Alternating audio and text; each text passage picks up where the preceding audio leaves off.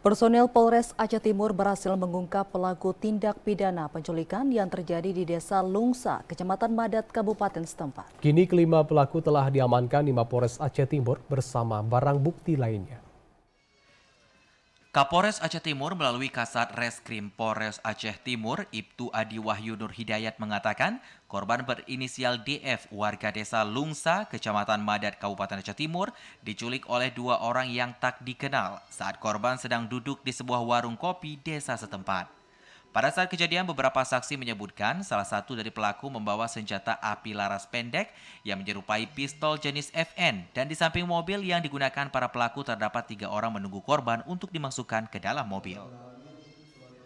Setelah dilaporkan ke kantor polisi, petugas kepolisian Madat berkoordinasi dengan Satreskrim Polres Aceh Timur, kemudian dibentuk tim untuk dilakukan penyelidikan yang dipimpin langsung oleh Kasat Intelkam bersama Kasat Reskrim.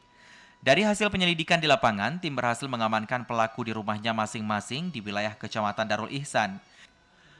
Kemudian para pelaku dibawa ke Polres Aceh Timur untuk dilakukan proses hukum lebih lanjut.